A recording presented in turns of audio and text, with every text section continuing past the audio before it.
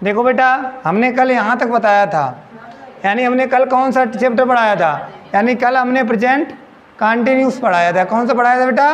Present continuous. उसमें हमने पहचान बताई थी कि जिन वाक्यों के अंत में रहा है, रही है, रहे हैं आदि शब्द आते हैं, उनको हम क्या कहते हैं?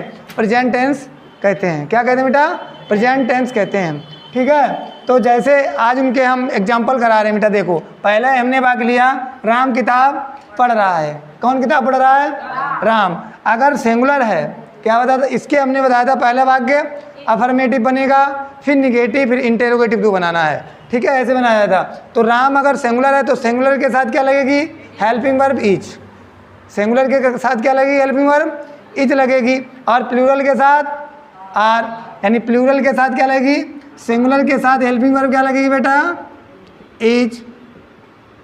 प्लूरल के साथ में क्या लगेगी? आर। और आई के साथ क्या लगेगा बेटा?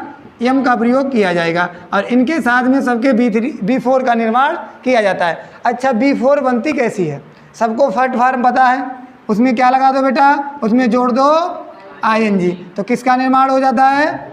B4 का निर्माण हो जाता है। किसका निर्माण हो जाता है? B4 का। अब जैसे पहला वाक्य है कि लता खेलने क्यों नहीं जा रही है। लता खेलने क्यों नहीं जा रही है, तो बताओ बच्चों, इसमें प्रश्न पूछा गया, लता खेलने क्यों नहीं जा रही है।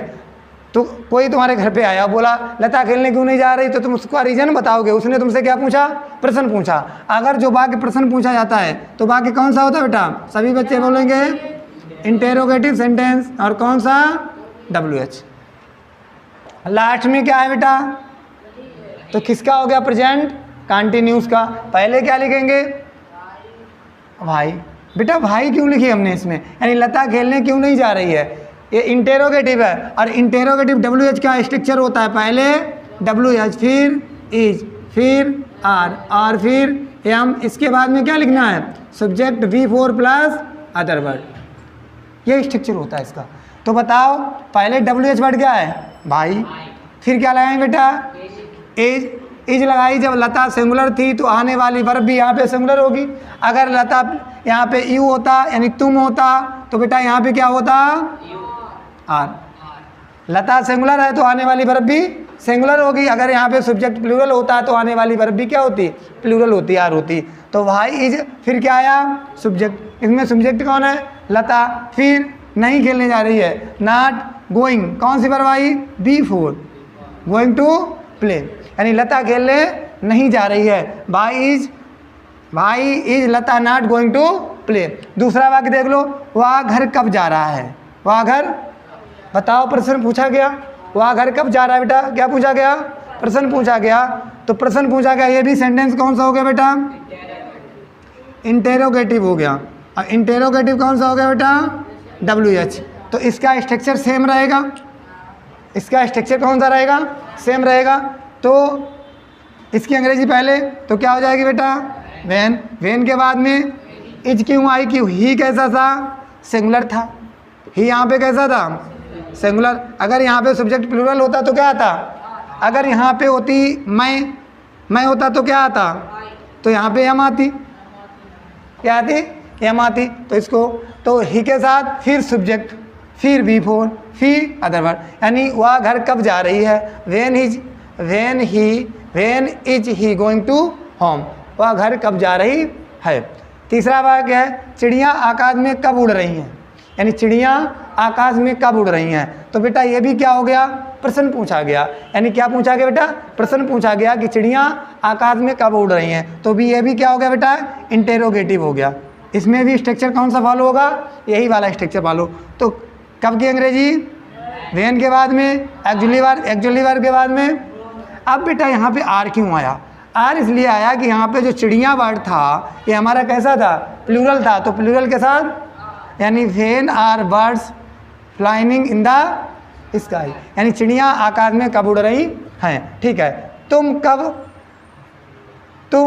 हंस रही हो? तुम कब हंस रही हो? तो बेटा कब आई, तब भी प्रश्न पूछा गया कि तुम कब हंस रही हो। तो ये भी किसका हो गया? इंटेरोगेटिव WH हो गया। क्या हो गया? तो स्ट्रक्चर कौन सा लगेगा बेटा? इसमें भी स्ट्रक्चर कौन सा लगेगा? यही वाला लगेगा। तो कब की अंग्रेजी? आगे। व्हेन आर यू लाफिंग, ठीक है, मैं तुम्हारे घर जा रहा हूँ। कहाँ जा रहा हूँ? मैं तुम्हारे घर जा रहा हूँ। बताओ ये सेंटेंस कौन सा है? मैं तुम्हारे घर जा रहा हूँ। मैं तुम्हारे, इसमें प्रश्न नहीं पूछा गया, मैं तुम्हारे घर जा रहा हूँ। तो कौन सा वाक्य हो गया बेटा? ये वाक्य हुआ है अफर्मेटिव। क्या हुआ बेटा? अफर्मेटिव। क्या वाक्य हुआ? मैं तुम्हारे घर जा रहा हूँ, तो आई के साथ am, I am going to your home. मैं तुम्हारे घर जा रहा हूँ। यहाँ पे योर जो है ये क्या है? एडजेक्टिव है। मैं तुम्हारे घर जा रहा हूँ, मैं तुम्हारे घर जा रहा हूँ। ठीक है बेटा, मैं उससे मिलने जा रहा हूँ। अगला सेंटेंस क्या है? मैं उससे मिलने जा रहा हूँ। I am going to meet you. I am going to meet you. मैं उससे मिलने जा रहा हूँ। मैं तुमसे बात करने जा रहा हूँ। मैं तुमसे बात करने मैं मंदिर जा रहा हूँ। मैं मंदिर जा रहा हूँ। I am going to temple. मैं डांस करने जा रही हूँ। मैं डांस करने जा रही हूँ, तो I am going to dance. I am going to dance.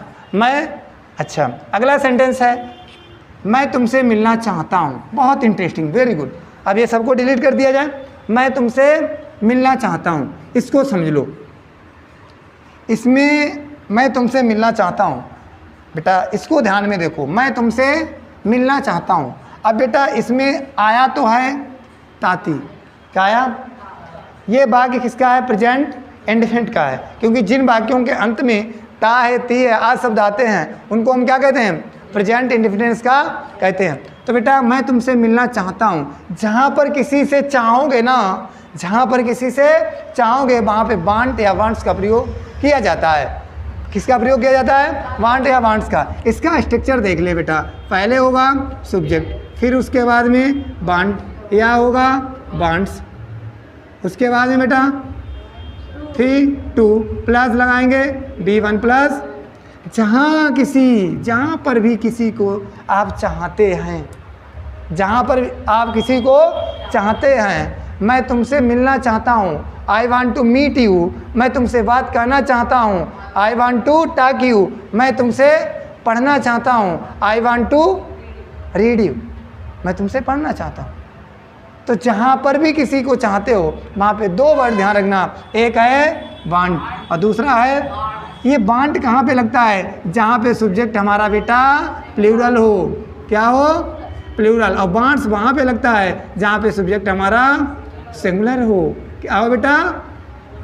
Singular हो। यानी वांट्स कहाँ पे लगाना? जहाँ पे हमारा सब्जेक्ट सिंगुलर हो। मैं कैसा है? प्लूरल या मैं प्लूरल है तो क्या लगा? Want. I want to meet you.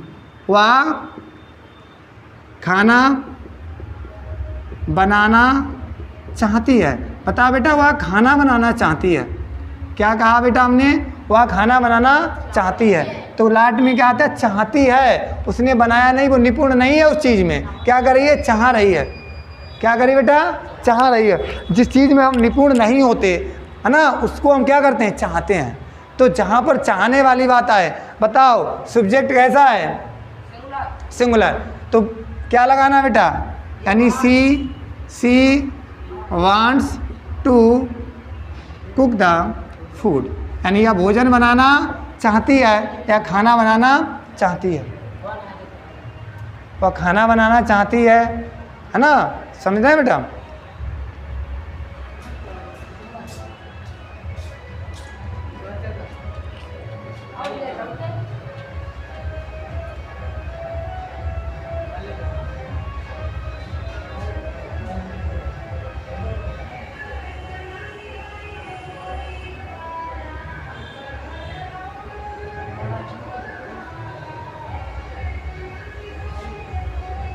Side मोड़ कहाँ पे होता है?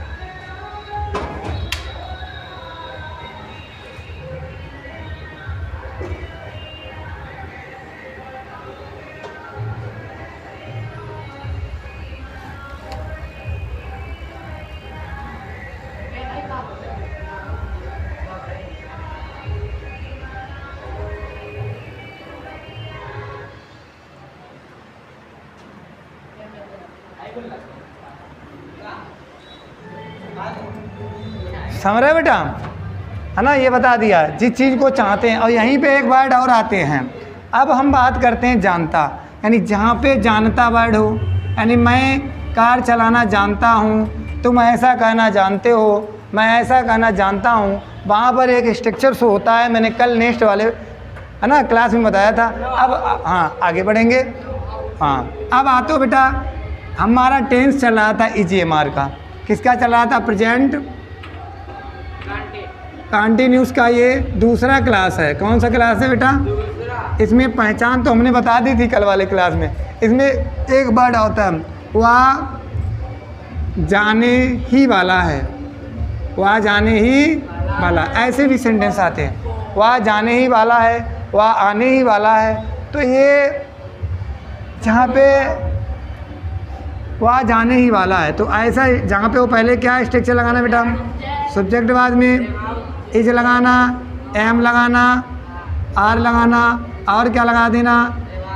About to.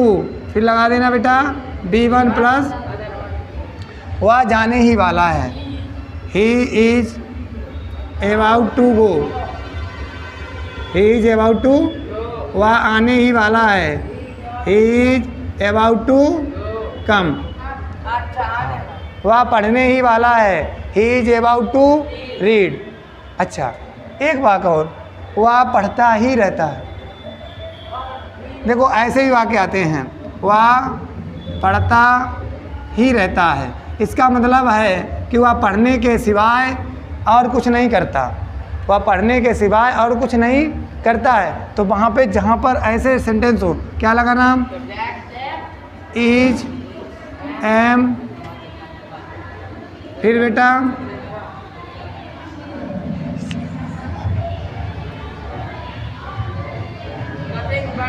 Nothing but plus B1 plus वह पढ़ता ही रहता है।